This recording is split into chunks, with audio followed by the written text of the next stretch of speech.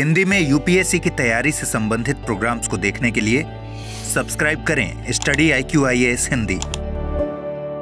Hello दोस्तों, स्वागत है आप सबका स्टडी IQ IAS हिंदी पे। मैं ललिता दहिया। दोस्तों, आज की कक्षा में हम परिचर्चा करेंगे कि लोकसभा चुनाव में कोई उम्मीदवार कितनी सीटों पे चुनाव लड़ सकता है, इसके लिए क्या कानूनी प्रावधान है, 1996 से पहले क्या कानूनी प्रावधान था और 1996 में कहां क्या संशोधन किया गया और क्या परिवर्तन आया। अब अगला मुद्दा है कि यदि कोई प्रतिनिधि दोनों सीटों से चुनाव जीत जाता है तो क्या विकल्प होंगे कानून के अनुसार। इस पूरे के पूरे संदर्भ में हम परिचर्चा करेंगे। साथ ही ये विषय आपके एग्जाम के पॉइंट ऑफ व्यू से काफी ज्यादा महत्वपूर्ण है। IAS-PT 2017 में यहां से सीधे क्वेश्चन बना है। तो चलिए परिचर्चा की शुरुआत करते हैं। सबसे पहले दोस्तों, मैं आप लोगों को बता दूं कि लोकसभा चुनाव में एक उम्मीदवार का 2 सीटों पर चुनाव लड़ना कोई नई बात नहीं है। भारतीय राजनीति में इस तरीके के तमाम उदाहरण भरे पड़े हैं। यदि हम वर्तमान उदाहरणों का जिक्र करें तो राहुल गांधी वायनाड के साथ ही रायबरेली यानी 2 सीटों से चुनाव लड़े लोकसभा का। इसके साथ यदि हम विधानसभा की बात करें तो नवीन पटनायक 2 सीटों कांटा बांजी और हिंजली से चुनाव लड़े। 1996 में अटल बिहारी वाजपेयी जी लखनऊ और गांधीनगर से चुनाव लड़े। इसके साथ ही हम बात कर सकते हैं 1999 में सोनिया गांधी जी कर्नाटक के बेलारी और उत्तर प्रदेश के अमेठी से चुनाव लड़ी थी। 2014 में भारतीय प्रधानमंत्री नरेंद्र मोदी जी 2 सीटों से, जिसमें हम बात कर सकते हैं गुजरात के वडोदरा और उत्तर प्रदेश के वाराणसी से चुनाव लड़े थे। तो ये कोई नई परिघटना नहीं है, ऐसा भारतीय राजनीति में होता रहा है। लेकिन इन सब के पीछे कोई आधार तो होगा। तो कानून क्या कहता है इस विषय में? तो जनप्रतिनिधित्व अधिनियम 1951 की धारा 33 ये कहती है कि कोई एक व्यक्ति एक से अधिक सीटों से चुनाव लड़ सकता है। यानी यहां इस धारा 33 में स्पष्ट तौर पे कहा है कि एक उम्मीदवार 2 सीटों से चुनाव लड़ सकता है, ध्यान रखिएगा।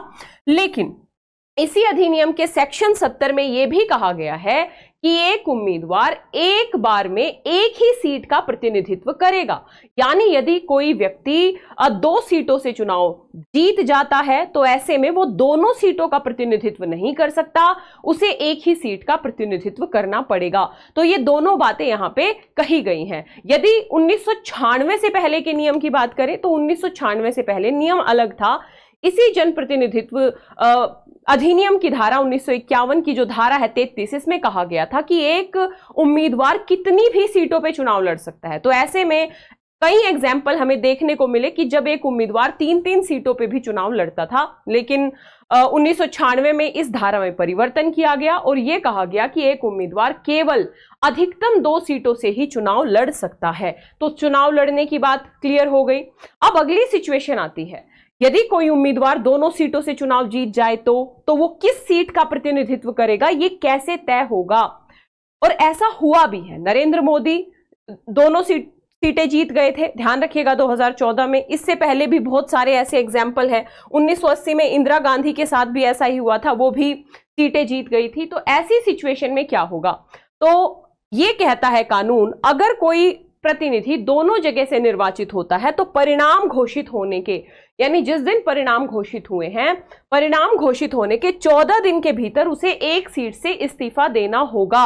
और ऐसा न करने पर उसकी दोनों सीटें खाली हो जाएंगी।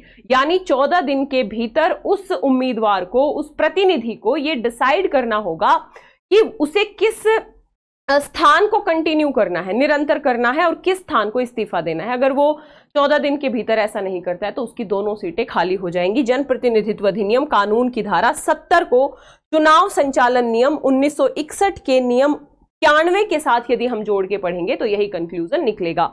बात समझ में आ गई? तो कानून क्या कहता है, दोनों सीटों पे जीत जाए तो क्या कहता है। इस कानून में बदलाव को लेके काफी प्रयास हुए। चुनाव आयोग ने भी समय समय पे अपनी रिकमेंडेशंस दी हैं कि एक प्रतिनिधि एक ही जगह से, एक उम्मीदवार एक ही जगह से चुनाव लड़े तो ज्यादा बेहतर होगा डेमोक्रेसी के लिए। सुप्रीम कोर्ट में भी इस तरीके की याचिका आई थी। हालांकि सुप्रीम कोर्ट ने यह कह के याचिका को नकार दिया था कि कानून के माध्यम से ही यह बदलाव हो पाएगा और कानून बनाना संसद का काम है, कानून बनाना न्यायपालिका का काम नहीं है। तो इस विषय पे कोई कंक्लूजन नहीं निकला था। हालांकि एक व्यक्ति एक वोट और एक उम्मीदवार एक निर्वाचन क्षेत्र लोकतंत्र का आदर्श है। इस आधार पर याचिका दायर करने सामने मांग की गई थी और याचिका दायर की गई थी बेसिकली। और आज के कानून के अनुसार लेकिन एक उम्मीदवार लोकसभा चुनाव में 2 सीटों पे चुनाव लड़ सकता है। क्या कानून है, क्या व्यवस्था है, ये बातें मैंने समझाने का प्रयास किया। यदि वर्तमान संदर्भ में देखें तो राहुल गांधी 2 सीटों से विजयी हुए हैं, वायनाड के साथ साथ रायबरेली से अच्छे खासे वोटों से विजयी हुए हैं।